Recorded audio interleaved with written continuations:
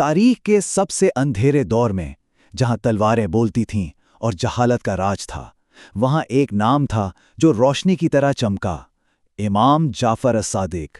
पर सोचने की बात यह है, एक ऐसा दौर जहां हुकूमत के खिलाफ एक लफ्ज कहने पर भी सजाए मौत थी, वहां एक शख्स ने बिल्कुल खामोशी से इल्म की एक ऐसी सल्तनत कैसे खड़ी कर दी जिसने आने वाली सदियों का रुख मोड़ दिया। चलें इस अजीब दास्तान को समझने की कोशिश करते हैं। तो इमाम जाफर as-सादिक ने जिस दौर में आंख खोली वो कोई आम दौर नहीं था। समझें कि एक सियासी जल्जला आया हुआ था। एक तरफ बनु उमैया की सल्तनत टूट रही थी, बिखर रही थी, और दूसरी तरफ उससे भी ज्यादा जबरदस्त बनु अब्बास का जुल्म तेजी से उभर रहा था। हर तरफ सियासत, खौफ और इंतशार का आलम था। उनकी पूरी जिंदगी आप देखें, दो जबरदस्त सल्तनतों के टकराव के बीच गुजरी। मतलब ये एक ऐसा वक्त था जहां हर कदम पर मौत का खतरा था। लेकिन इसी तूफान के बीच, इसी अंधेरे में उन्होंने इल्म की एक छोटी सी शमा जलाने का मौका ढूंढ ही लिया। लेकिन उनका हथियार वो तलवार नहीं थी, उनका हथियार कलम था। इस सियासी कशमकश के तूफान में उन्होंने कोई बगावत नहीं की, नहीं, बल्कि उन्होंने एक ऐसे फिक्री इनकलाब की बुनियाद रखी जिसकी गूंज सदियों तक सुनाई देनी थी। और उनके इल्म की कशिश वो ऐसी थी कि मदीने का शहर एक यूनिवर्सिटी में बदल गया। 4000, ये कोई छोटा नंबर नहीं है। 4000 से ज्यादा तालिबे इल्म, जिनके इल्म की प्यास बुझाने के लिए उस वक्त सिर्फ एक ही चश्मा था, इमाम जाफर अल-सादिक।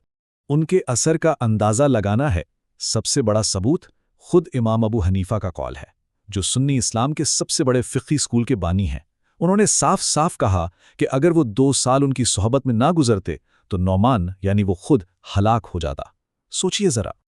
और बात सिर्फ यही खत्म नहीं होती। फ़िक़्ह मालिकी के बानी मालिक इब्न अनस ने उनके इल्म और तक़वा की ऐसी गवाही दी जैसी किसी और के लिए नहीं दी गई। इससे क्या साबित होता है? यह कि उनकी शख्सियत किसी एक फ़िरक़े तक महदूद नहीं थी। वो उस्तादों के उस्ताद थे, पूरी उम्मत के उस्ताद। और सोचें, बात सिर्फ दीनी उलूम तक नहीं रुकी। नहीं, अच्छा, मिलिए जाबिर इब्न हय्यान से। शायद ये नाम सुनाओ। दुनिया इन्हें फादर ऑफ केमिस्ट्री कहती है, और उनका इल्म वो भी इमाम सादिक के ही दर्स का नतीजा था। वो जाबिर ही थे जिन्होंने साइंस में सिस्टमैटिक एक्सपेरिमेंट्स की अहमियत उन्हीं से सीखी थी। तो सवाल ये उठता है कि उनका तरीक़ाकार क्या था? इमाम ने हर चैलेंज का मुकाबला ताकत से नहीं किया, उन्होंने मुकाबला किया जहन की ताकत से, लॉजिक से। एक किस्सा सुनिए। एक शख्स जो खुदा के वजूद से इनकार करता था उनके पास आया। उसने एक बोतल सामने रखी जिसमें मिट्टी और पानी से कुछ कीड़े पैदा हो गए थे, और बड़े फख्र से दावा किया, इन्हें मैंने पैदा किया है, मैं ही खालिक हूं। इमाम का जवाब सुनने वाला था, वो तलवार से ज्यादा तेज था। उन्होंने उसके दावे को उसी की दलील से तोड़ दिया। उन्होंने बस इतना पूछा, अच्छा, अगर तुमने इन्हें बनाया है तो जरा ये बताओ कि इनमें कितने नर हैं और कितनी मादा हैं। एक बिल्कुल सादा सा सवाल, लेकिन इस सवाल ने साबित कर दिया कि पैदा करने का दावा करना एक चीज है और अपनी बनाई हुई चीज पर मुकम्मल इल्म रखना वो बिल्कुल दूसरी चीज है। वो शख्स लाजवाब हो गया। उनकी लॉजिक की एक और मिसाल देखें। एक दफा उन्होंने कहा, चलो मान लेते हैं अगर तुम सही हो और कोई खुदा नहीं है तो मरने के बाद हम दोनों बराबर हैं, ठीक है? लेकिन अगर हम सही हुए और खुदा है तो हम तो बच जाएंगे, लेकिन तुम्हारा क्या होगा? क्या जबरदस्त तरीका था अकल और अकीदे को मिलाने का। ये तो था इल्म का मैदान, लेकिन इस कहानी का एक और पहलू भी है, सियासी जुल्म का सामना। और यहां भी उनका अंदाज सबसे अलग था। उनकी पूरी सियासी हिकमत शायद इस एक जुमले में छुपी हुई है। उन्होंने अपने लोगों को जालिम हुकूमत से नॉन कोऑपरेशन का दर्स दिया। पैगाम बिल्कुल साफ था, जालिम हुक्मरानों के लिए छोटा सा छोटा काम करना, यहां तक कि एक गिरहा बांधना भी उनके जुल्म में हिस्सा लेने के बराबर है। अब ये उसूली मौक़िफ़, ये प्रिंसिपल्ड स्टैंड जालिम हुक्मरान अल मंसूर को कैसे बर्दाश्त होता?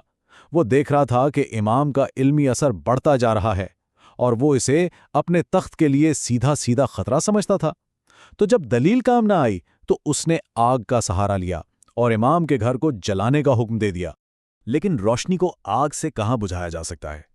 जब मंसूर को यह एहसास हो गया कि वो इस इल्म के चिराग को कैद नहीं कर सकता, उसकी रोशनी को रोक नहीं सकता, तो उसने इसे हमेशा के लिए बुझाने का फैसला किया। इमाम को जहर देकर शहीद कर दिया गया, और ये शायद इस बात का सबसे बड़ा सबूत था کہ ظالم حکمران ہمیشہ تلواروں سے زیادہ قلم اور علم سے ڈرتے ہیں۔ انہیں جسمانی طور پر تو ہم سے چھین لیا گیا، لیکن جو روشنی وہ جلا کر گئے تھے وہ آج تک قائم ہے۔ ان کی میراث واقعی لازوال ہے۔ وہ جعفری فقہ کے بانی ہیں۔ سنی اور شیعہ دونوں انہیں علم کا سمندر مانتے ہیں۔ انہوں نے عقل یعنی ریزن اور وحی یعنی ریویلیشن کے بیچ ایک پل بنایا۔ انہوں نے ثابت کیا کہ دین اور سائنس دشمن نہیں دوست ہو سکتے ہیں، اور شاید سب سے بڑھ کر انہوں نے سکھایا کہ ظلم کے سامنے حکمت کے ساتھ کیسے کھڑا ہوا جاتا ہے۔ اور اپنی زندگی کے آخری لمحات میں ان کے آخری الفاظ کیا تھے؟ پوری زندگی علم کا دریا بہانے کے بعد ان کا آخری پیغام عبادت کی اہمیت پر تھا۔ ایک سمپل سی یاد دہانی کہ علم اور عمل یہ دونوں ہمیشہ ساتھ ساتھ چلتے ہیں۔ تو امام صادق کی زندگی ایک سبق ہے، ایک روشن سبق، کہ جب دنیا میں اندھیرا ہو تو اس سے لڑنے کا سب سے اچھا طریقہ ایک چراغ جلانا ہے۔ ان کی کہانی سے سیکھنے کو بے شمار باتیں ہیں، لیکن آخر میں سوال یہ رہ جاتا ہے کہ اس عظیم شخصیت کا وہ کون سا پہلو ہے جو آج بھی سب سے زیادہ متاثر کرتا ہے؟